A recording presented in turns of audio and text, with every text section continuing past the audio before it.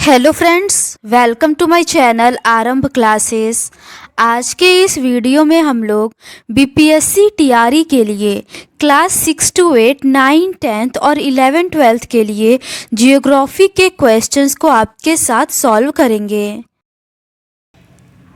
इस बुक में एनसीईआरटी के क्लास 6 से लेके 12 तक सभी चैप्टर्स के एमसीक्यूज दिए हुए हैं।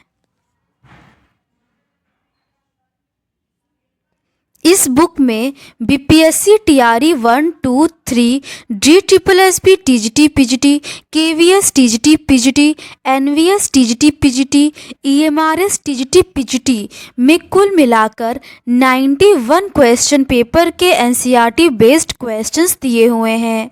तो बिना देर किए चलिए आज का ये वीडियो शुरू करते हैं।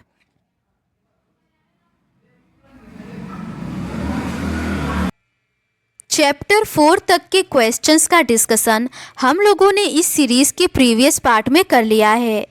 आज हम लोग पर्यावरणीय भूगोल के रिमेनिंग क्वेश्चंस का डिस्कशन आपके साथ करेंगे। इसके ऊपर के क्वेश्चंस का डिस्कशन हम लोगों ने इस सीरीज के प्रीवियस पार्ट में कर लिया है। आज हम लोग उसके आगे के क्वेश्चंस का डिस्कशन आपके साथ करेंगे। आगे के प्रश्न पर्यावरणीय प्रदूषण से संबंधित है। क्वेश्चन नंबर 111 है, निम्नलिखित में से किसे मार्बल कैंसर के रूप में वर्तमान में संदर्भित किया जा रहा है जिसका सामना ताजमहल को करना पड़ रहा है? इसका सही आंसर है ऑप्शन बी, अम्लीय वर्षा जो संगमरमर को संक्षारित कर सकती है। अम्लीय वर्षा जो संगमरमर को संक्षारित कर सकती है, यह मार्बल कैंसर के रूप में वर्तमान में संदर्भित किया जा रहा है जिसका सामना ताजमहल को करना पड़ रहा है। आगरा में स्थित ताजमहल के चारों ओर की वायु में सल्फर तथा नाइट्रोजन ऑक्साइड की उच्च सांद्रता उपस्थित है। यह इस क्षेत्र के चारों ओर अधिक मात्रा में शक्ति संयंत्र एवं उद्योगों के कारण है। घरेलू कार्यों में ईंधन के रूप में न्यून गुणवत्ता वाला कोयला, केरोसिन तथा लकड़ी की उपयोग करने पर यह समस्या बढ़ती है जिसके फलस्वरूप अम्ल वर्षा ताजमहल के संगमरमर से क्रिया करती है। अम्ल वर्षा के कारण यह स्मारक धीरे धीरे खराब हो रहा है तथा अपनी प्राकृतिक रंग एवं आभा खोता जा रहा है। अगला प्रश्न है, ईंधन सुधारण डैश की प्रक्रिया है? इसका सही आंसर है ऑप्शन बी, जीवाश्म ईंधन से H2 में परिवर्तन। ईंधन सुधारण जीवाश्म शेष ईंधन से H2 में परिवर्तन की प्रक्रिया है क्योंकि ईंधन सुधारण की प्रक्रिया पर्यावरणीय सुधार के लिए किया जाता है। हाइड्रोजन गैस से पर्यावरण को नुकसान नहीं पहुंचाता है। अगला प्रश्न है, इनमें से कौन सा अम्ल वृष्टि के लिए कारण है? इसका सही आंसर है ऑप्शन सी, सल्फर डाइऑक्साइड। अम्ल वर्षा या अम्ल वृष्टि के लिए सल्फर डाइऑक्साइड प्रमुख कारक है। वर्षा जल में अम्लों की बड़ी मात्रा या उपस्थिति को अम्ल वर्षा कहते हैं। जब वायुमंडल की नमी के साथ सल्फर एवं नाइट्रोजन के ऑक्साइड प्रतिक्रिया करते हैं तो इनका निर्माण होता है। ऐसी वर्षा जिसका पीएच मान 5.6 से कम हो अम्ल वर्षा कहलाती है। अगला प्रश्न है, निम्नलिखित में से कौन सा वायु प्रदूषण अंश मानव की हृदय धमनियों की प्रणाली को प्रतिकूल प्रभावित करता है? इसका सही आंसर है option B, carbon monoxide. Petrol या डीजल से चलने वाली गाड़ियों से निकलने वाले धुएं में कार्बन मोनोऑक्साइड की मात्रा अधिक होती है। कार्बन मोनोऑक्साइड गैस वायु में मिलकर श्वास के माध्यम से मनुष्य के रक्त के हीमोग्लोबिन में मिल जाती है जिससे मानव की हृदय धमनियों पर प्रतिकूल प्रभाव पड़ता है। जब यह वायु धमनियों में मिलती है तो मनुष्य को ऑक्सीजन प्राप्त नहीं हो पाता जिससे उसकी मौत हो सकती है। इसीलिए हमें बंद कमरे में अंगीठी जलाकर नहीं सोना चाहिए। जीवाश्म ईंधन का दहन, खनन और उद्योग वायु प्रदूषण के प्रमुख स्रोत हैं। इनसे वायु में सल्फर एवं नाइट्रोजन के oxide, hydrocarbon, carbon dioxide, carbon monoxide, सीसा एवं एस्बेस्ट निर्मुक्त होते हैं। अगला प्रश्न है, निम्नलिखित में से कौन सी ऊर्जा वायु प्रदूषण कर रही है? इसका सही आंसर है ऑप्शन बी, पेट्रोलियम। पेट्रोलियम ऊर्जा से वायु प्रदूषण होता है। कोयला एवं पेट्रोलियम जीवाश्म ईंधन के अंतर्गत आते हैं।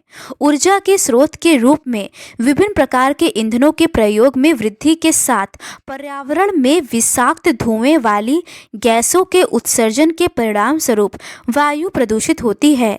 जीवाश्म ईंधन का दहन, खनन और उद्योग वायु प्रदूषण के प्रमुख स्रोत हैं। ये प्रक्रियाएं वायु में सल्फर एवं नाइट्रोजन के oxide, hydrocarbon, carbon dioxide, carbon monoxide, सीसा तथा एस्बेस्ट को निर्मुक्त करते हैं। सौर ऊर्जा, पवन ऊर्जा तथा ज्वारीय ऊर्जा वायु प्रदूषक नहीं होते हैं।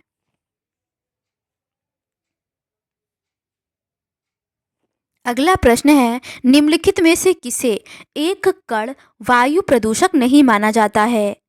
इसका सही आंसर है ऑप्शन बी, ग्लिसरॉल। ग्लिसरॉल वायु प्रदूषण नहीं माना जाता है। एरोसाल, परागकण, सूत आदि कणों को वायु प्रदूषक माना जाता है। वायु प्रदूषण को धूल, धुआं, गैसें, कुहासा, दुर्गंध और वाष्प जैसे संदूषकों की वायु में अभिवृद्धि व उस अवधि के रूप में लिया जाता है जो मनुष्य, जंतुओं और संपत्ति के लिए हानिकारक होते हैं। ऊर्जा के स्रोत के रूप में विभिन्न प्रकार के ईंधनों के प्रयोग में वृद्धि के साथ पर्यावरण में विषाक्त धुएं वाली गैसों के उत्सर्जन के परिणाम स्वरूप वायु प्रदूषण होती है। जीवाश्म ईंधन का दहन, खनन और उद्योग वायु प्रदूषण के प्रमुख स्रोत हैं। अगला प्रश्न है, द्वितीयक वायु प्रदूषण का उदाहरण है? इसका सही आंसर है ऑप्शन सी, प्रकाश रसायनी धूम या कोहरा। प्रकाश रसायनी धूम, कोहरा द्वितीयक वायु प्रदूषण का उदाहरण है। प्राथमिक वायु प्रदूषक हानिकारक रसायन हैं जो एक स्रोत से सीधे वातावरण में उत्सर्जित होते हैं। द्वितीयक वायु प्रदूषण भी हानिकारक रसायन है, लेकिन यह प्राथमिक प्रदूषण से जुड़े रासायनिक प्रतिक्रियाओं से उत्पन्न होते हैं। द्वितीयक वायु प्रदूषक में सल्फर डाइऑक्साइड, नाइट्रिक अम्ल, सल्फ्यूरिक अम्ल, हाइड्रोजन पेरोक्साइड, ओजोन आदि शामिल है, जबकि प्राथमिक वायु प्रदूषक में carbon monoxide, sulphur dioxide, nitric oxide, ammonia, carbon dioxide आदि शामिल हैं। अगला प्रश्न है, शहरी पर्यावरण का निम्नीकरण मुख्य रूप से किसके द्वारा होता है? इसका सही आंसर है ऑप्शन डी, उपर्युक्त में से एक से अधिक। शहरी पर्यावरण का निम्नीकरण मुख्य रूप से वाहनों का उत्सर्जन, कार्बन डाइऑक्साइड तथा निलंबित कण पदार्थों से होता है। पर्यावरण प्रदूषण मानवीय क्रियाकलापों के अपशिष्ट उत्पादों से मुक्त द्रव्य एवं ऊर्जा का परिणाम है। ऊर्जा के स्रोत के रूप में विभिन्न प्रकार के ईंधनों के प्रयोग में वृद्धि के साथ पर्यावरण में विषाक्त धुएं वाली गैसों के उत्सर्जन के परिणाम स्वरूप वायु प्रदूषित होती है। जीवाश्म ईंधन का दहन, खनन और उद्योग वायु प्रदूषण के प्रमुख स्रोत हैं। ये प्रक्रियाएं वायु में सल्फर एवं नाइट्रोजन के oxide, hydrocarbon, carbon dioxide, carbon monoxide, सीसा तथा एस्बेस्टोस को निर्मुक्त करते हैं। क्वेश्चन नंबर 119 है, निम्नलिखित में से कौन सा रोग जल प्रदूषण के कारण होता है? इसका सही आंसर है ऑप्शन बी, डायरिया। डायरिया रोग जल प्रदूषण के कारण होता है। जल प्रदूषण द्वारा होने वाले अन्य रोग हैजा, तपेदिक, पीलिया, अतिसार, मियादी ज्वर, पैराटाइफाइड, टाइफाइड, हेपेटाइटिस इत्यादि है। ठोस प्रदूषकों से युक्त जल का सेवन करने से कई प्राण घातक रोग उत्पन्न हो जाते हैं, जैसे एस्बेस्टोसिस के रेशों से युक्त जल के सेवन से एस्बेस्टोसिस नामक जानलेवा रोग हो जाता है। पारा युक्त जल के सेवन से मीना माता रोग हो जाता है तथा पेयजल में नाइट्रेट की अधिकता से ब्लू बेबी सिंड्रोम व जल में कैडमियम की अधिकता से इटाई रोग होता है। अगला प्रश्न है, झील के पानी में किस पदार्थ की उच्च सांद्रता से फेफड़ों का कैंसर हो सकता है? इसका सही आंसर है ऑप्शन बी, एस्बेस्टस। झील के पानी में एस्बेस्टस पदार्थ की उच्च सांद्रता से फेफड़ों का कैंसर हो सकता है। कैडमियम प्रदूषण से इटाई इटाई रोग हो जाता है, जिससे हड्डियां एवं जोड़ों में तीव्र दर्द होता है। सीसा युक्त जल से एनीमिया, सिर दर्द, मांसपेशियों की कमजोरी एवं मसूड़ों में नीलापन आदि प्रभाव दिखाई देते हैं। केंद्रीय प्रदूषण नियंत्रण बोर्ड ने भारत में फ्लोराइड, जिंक, क्रोमियम, भारी धातुओं को पेयजल प्रदूषण के लिए उत्तरदायी माना है। अगला प्रश्न है, जल में भारी धातु प्रदूषण किस कारण होता है? इसका सही आंसर है ऑप्शन डी, उद्योग से। जल में भारी धातु प्रदूषण उद्योग के कारण होता है। औद्योगिक अपशिष्ट में आर्सेनिक, फास्फोरस, सीसा, कैडमियम आदि होते हैं। ये नालों के माध्यम से नदियों के जल में पहुंचकर उन्हें दूषित करते हैं। जल में ऐसे तत्वों की उपस्थिति जो मानव एवं अन्य जीवों तथा पर्यावरण के लिए हानिकारक हो, जल प्रदूषण कहलाता है। जल में घुलित ऑक्सीजन की मात्रा 4 मिलीग्राम पर लीटर से कम होने पर जल को प्रदूषित कहा जाता है। सामान्य रूप से जल की गुणवत्ता का निर्धारण जैव ऑक्सीजन मांग, रासायनिक ऑक्सीजन मांग, धूली ऑक्सीजन तथा पीएच मान के आधार पर किया जाता है।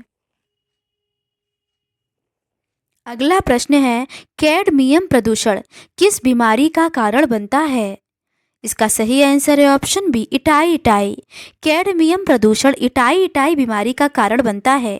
प्रदूषित जल के कारण संक्रामक रोगों तथा कई प्रकार के खतरनाक रोगों जैसे हैजा, तपेदिक, पीलिया, अतिसार, मियादी, पेचिश आदि का आविर्भाव होता है। पारा युक्त जल पीने से मीन माता रोग हो जाता है। पेयजल में नाइट्रोजन की अधिकता से ब्लू बेबी सिंड्रोम रोग होता है। फ्लोराइड की अधिकता से फ्लोरोसिस तथा आर्सेनिक की अधिकता से ब्लैक फुट नामक बीमारी हो जाती है। अगला प्रश्न है, निम्न में से कौन एक जैविक आपदा है? इसका सही आंसर है ऑप्शन बी, सुपोषण। सुपोषण या यूट्रोफिकेशन एक जैविक आपदा है। किसी जलाशय में पोषक तत्वों की वृद्धि होना सुपोषण कहलाता है। इस प्रक्रिया में जलाशय के पौधों एवं शैवालों का विकास तीव्र गति से होता है, जिससे जलाशय में शैवालों की अधिकता होने से जलाशय में ऑक्सीजन की मात्रा कम होने लगती है, जिससे अन्य जलाशयी जीवों पर प्रतिकूल प्रभाव पड़ता है। अगला प्रश्न है, निम्नलिखित में से जल प्रदूषण के मुख्य स्रोत कौन से हैं? इसका सही आंसर है ऑप्शन बी, वाहित मल निपटान। वाहित मल निपटान जल प्रदूषण के मुख्य स्रोत हैं। इसके अतिरिक्त नगरीय वाही जल, उद्योगों के विषाक्त कृषित भूमि के ऊपर से बहता जल, बहिर्स्राव तथा नाभिकीय ऊर्जा संयंत्र आदि जल प्रदूषण के मुख्य स्रोत हैं। जबकि जीवाश्म ईंधन, औद्योगिकी प्रक्रम, ठोस कचरा निपटान आदि वायु प्रदूषण के मुख्य स्रोत हैं। अगला प्रश्न है, नदी के पानी के बिंदु प्रदूषण में निम्नलिखित में से क्या शामिल होता है? इसका सही आंसर है ऑप्शन डी, शहरी मल जल नालियाँ।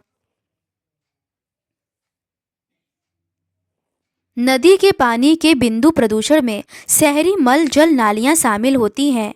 तालाबों, झीलों, नदियों, भूमि जल और समुद्र सहित जल संसाधन का संदूषित होना जल प्रदूषण है। जल प्रदूषण बिना स्रोत और इतर बिंदु स्रोतों से आता है। विशिष्ट स्थान जैसे सीवेज उपचार संयंत्र, फैक्ट्रियां बिंदु स्रोत हैं, जो पाइपों, सीवर या गड्ढों के जरिए नदी के प्रदूषकों को विसर्जित करते हैं, जिससे नदी का जल प्रदूषित होता है। अगला प्रश्न है, निम्नलिखित में से कौन सा बिंदु केंद्र जल प्रदूषण का प्रकार है? इसका सही आंसर है ऑप्शन सी, औद्योगिक प्रदूषण। बढ़ती हुई जनसंख्या और औद्योगिक विस्तारण के कारण जल के अविवेकपूर्ण उपयोग से जल की गुणवत्ता का बहुत अधिक निम्नीकरण हुआ है। जल प्रदूषण प्राकृतिक स्रोतों से प्राप्त प्रदूषकों से भी होता है, परंतु मानव क्रियाकलापों से उत्पन्न होने वाले प्रदूषक चिंता के वास्तविक कारण है। मानव जल को उद्योगों, कृषि एवं सांस्कृतिक गतिविधियों के माध्यम से प्रदूषित करता है। इन क्रियाकलापों में उद्योग सर्वाधिक महत्वपूर्ण सहायक है। उत्पादन प्रक्रिया में उद्योग अनेक अवांछित उत्पाद पैदा करते हैं, जिनमें औद्योगिक कचरा, प्रदूषित अपशिष्ट जल, जहरीली गैसें, रासायनिक अवशेष, अनेक भारी धातुएं आदि शामिल होता है। अधिकतर औद्योगिक कचरे को बहते जल में तथा झीलों में विसर्जित कर दिया जाता है, जिससे विषाक्त रासायनिक तत्व जलाशयों, नदियों तथा अन्य जल भंडार को प्रदूषित करते हैं। आगे के प्रश्न मृदा प्रदूषण से संबंधित है। क्वेश्चन नंबर 127 है, निम्नलिखित में से कौन सा भूमि प्रदूषण का प्रमुख स्रोत है? इसका सही आंसर है ऑप्शन ए, कीटनाशक का प्रयोग। भूमि प्रदूषण का प्रमुख स्रोत कीटनाशक का प्रयोग, उर्वरकों का उपयोग, अनुचित मानव क्रियाकलाप, अनुपचारित औद्योगिक अपशिष्ट का निपटान इत्यादि है। जल प्रदूषण के प्रमुख स्रोतों में वाहित मल निपटान, उद्योगों के विषाक्त कृषित कृषि के ऊपर से बहता जल, बहिस्राव तथा नाभिकीय ऊर्जा संयंत्र इत्यादि हैं। आगे के प्रश्न ध्वनि प्रदूषण से संबंधित है। क्वेश्चन नंबर 128 है, सन 1960 के दशक की तुलना में समुद्र का शोर कितने गुणे बढ़ गया है? इसका सही आंसर है ऑप्शन सी, 16 गुने। सन 1960 की दशक की तुलना में समुद्र का शोर 16 गुने बढ़ गया है। अगला प्रश्न है, उस इकाई का नाम बताएं जिसमें ध्वनि मापी जाती है। इसका सही आंसर है ऑप्शन बी, डेसीबल। डेसीबल इकाई से ध्वनि का मापन किया जाता है। विभिन्न स्रोतों से उत्पन्न ध्वनि का मानव की सहनीय सीमा से अधिक तथा असहज होना ही ध्वनि प्रदूषण है। ध्वनि प्रदूषण के प्रमुख स्रोत विविध उद्योग, मशीनीकृत निर्माण तथा तोड़ फोड़ कार्य, तीव्र चालित मोटर वाहन तथा वायुयान इत्यादि हैं। इसमें सायरन, लाउड स्पीकर, फेरी वाले तथा सामुदायिक गतिविधियों से जुड़े विभिन्न उत्सव संबंधी कार्यों से होने वाली आवधिक किंतु प्रदूषण करने वाले शोर को भी जोड़ा जा सकता है। वायु दाब को मिली बार में मापा जाता है। अगला प्रश्न है, सूची 1 को सूची 2 से सुमेलित कीजिए और नीचे दिए गए कूट से सही उत्तर चुनिए। सूची 1 में नगरीय क्षेत्र और सूची 2 में मंजूर शुद्ध ध्वनि स्तर डेसिबल में दिया हुआ है। इसका सही आंसर है ऑप्शन सी, शांत क्षेत्र का 50 डेसिबल होगा, आवासीय क्षेत्र का 55 डेसिबल होगा, व्यावसायिक क्षेत्र का 65 डेसिबल होगा और औद्योगिक क्षेत्र का 70 डेसिबल होगा। आगे के प्रश्न अन्य प्रदूषण से संबंधित है। क्वेश्चन नंबर 131 है, रूस और ऑस्ट्रेलिया में लौह अयस्क खनन से जुड़े पर्यावरणीय प्रभाव क्या हैं? इसका सही आंसर है ऑप्शन डी, उपर्युक्त में से एक से अधिक। रूस और ऑस्ट्रेलिया में लौह अयस्क खनन के कारण जल प्रदूषण, मिट्टी का कटाव तथा वनों की कटाई आदि जैसी पर्यावरणीय समस्याओं का सामना करना पड़ रहा है। खनन कार्यों के दौरान निकलने वाले धूल कण जल तथा वायु को प्रदूषित करता है। खादानों से अयस्क को निकालने के लिए भूमि के बड़े क्षेत्रों में वनों की कटाई की जाती है, जिससे प्राकृतिक वास तथा आसपास रहने वाले लोगों पर नकारात्मक प्रभाव पड़ता है। इसके अलावा खादानों से निकलने वाले अपशिष्ट पदार्थों को समीपवर्ती नदी में छोड़ दिया जाता है, जिस कारण नदियों का जल प्रदूषित हो जाता है। अगला प्रश्न है, बच्चों में जन्मजात दोष किस कारण होते हैं? इसका सही आंसर है ऑप्शन ए रेडियोधर्मी पदार्थ। बच्चों में जन्मजात दोष रेडियोधर्मी पदार्थ के कारण होता है। रेडियोधर्मी प्रदूषण के कारण जीन्स और गुणसूत्रों में हानिकारक उत्परिवर्तन हो जाता है। इस कारण बच्चों की गर्भाशय में ही मृत्यु हो जाती है और कभी कभी बच्चों के विभिन्न अंग विक्षिप्त व असाधारण प्रकार के हो जाते हैं। रेडियोधर्मी प्रदूषण के कारण मनुष्यों में अत्यंत खतरनाक रोग जैसे रक्त कैंसर, अस्थि कैंसर और अस्थि टीबी आदि हो जाते हैं।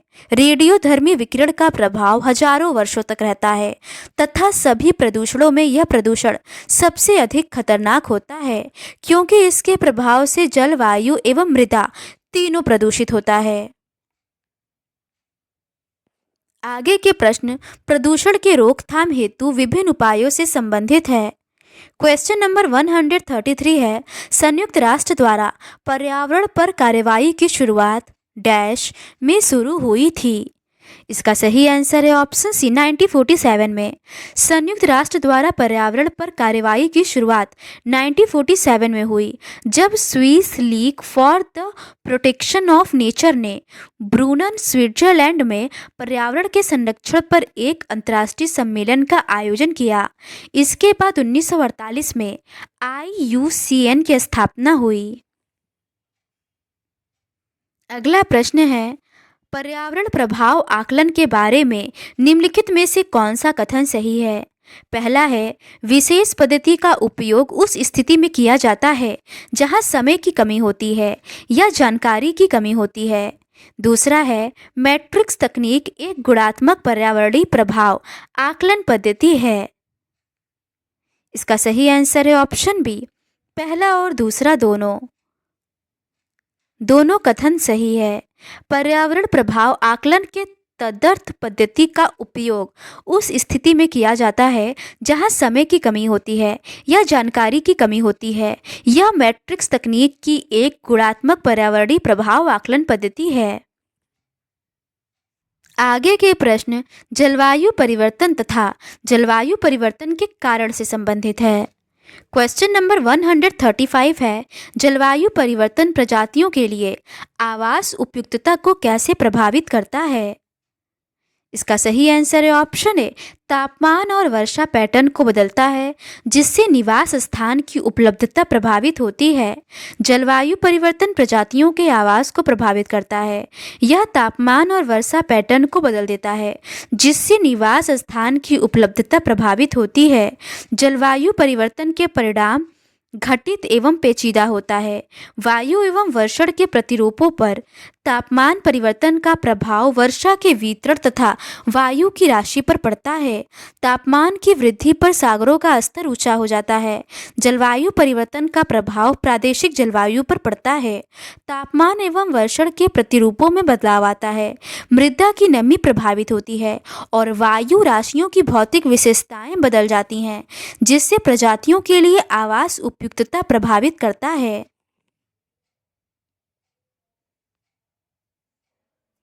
अगला प्रश्न है, कृषि ग्रीन हाउस गैस उत्सर्जन में कैसे योगदान करती है। इसका सही आंसर है ऑप्शन डी, उपर्युक्त में से एक से अधिक। कृषि ग्रीन हाउस गैस उत्सर्जन में भूमि उपयोग परिवर्तन, उर्वरकों का उपयोग तथा पशुधन उत्पादन के माध्यम से योगदान करता है। पशुओं की जुगाली करने से तथा गोबर गैस से मीथेन का उत्सर्जन होता है। वहीं कृषि उर्वरकों के प्रयोग और खाद प्रबंधन से नाइट्रस ऑक्साइड गैस का उत्सर्जन होता है जो मुख्य ग्रीन हाउस गैसें हैं। मिट्टी में पौधों की जड़ों में उपस्थित जीवों के अपघटन द्वारा वायुमंडल में कार्बन डाइऑक्साइड का उत्सर्जन किया जाता है जो एक ग्रीन हाउस गैस है। अगला प्रश्न है, अंतर्राष्ट्रीय पृथ्वी सम्मेलन किस वर्ष आयोजित हुआ। इसका सही आंसर है ऑप्शन बी, 1992 में। अंतर्राष्ट्रीय पृथ्वी सम्मेलन वर्ष 1992 में आयोजित किया गया था। स्टॉकहोम सम्मेलन की 20वीं वर्षगांठ मनाने के लिए संयुक्त राष्ट्र संघ द्वारा ब्राजील के शहर रियो डी जेनेरो में 1992 में पर्यावरण और विकास सम्मेलन आयोजित किया गया। इसे अर्थ समिट या प्रथम पृथ्वी शिखर सम्मेलन भी कहा जाता है। इस सम्मेलन में सम्मिलित देशों ने टिकाऊ विकास के लिए व्यापक कार्रवाई योजना एजेंडा 21 स्वीकृत किया। अगला प्रश्न है, स्मॉल इज ब्यूटीफुल पुस्तक किसने लिखी? इसका सही आंसर है option B, Schumacher. Small is beautiful पुस्तक E.F.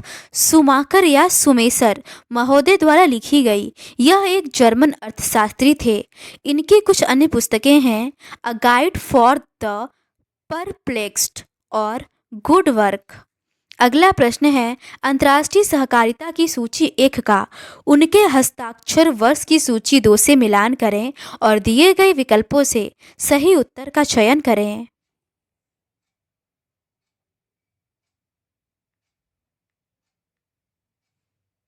इसका सही आंसर है ऑप्शन बी, मॉन्ट्रियल प्रोटोकॉल का 1987 होगा।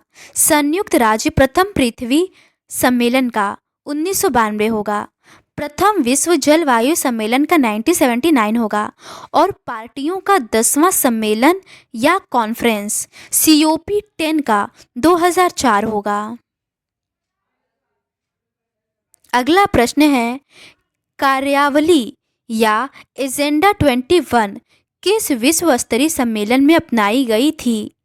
इसका सही आंसर है ऑप्शन ए, रियो पृथ्वी शिखर सम्मेलन।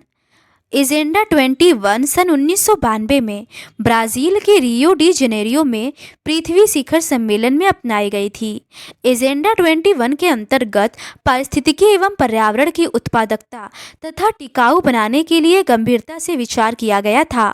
एजेंडा 21 के मुख्य बिंदु इस प्रकार है, ऊर्जा संरक्षण तथा ऊर्जा का सदुपयोग करके प्रदूषण की वृद्धि में कमी करना, जलवायु परिवर्तन, समतापमंडल की ओजोन परत का संरक्षण करना और अंतर्राष्ट्रीय स्तर पर प्रदूषण नियंत्रण।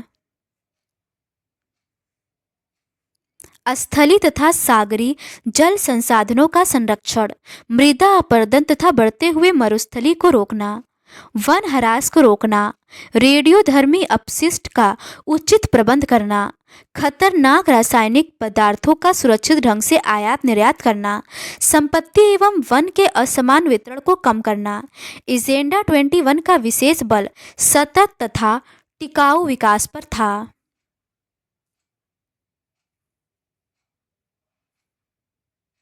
तो आज के इस वीडियो में बस इतना ही।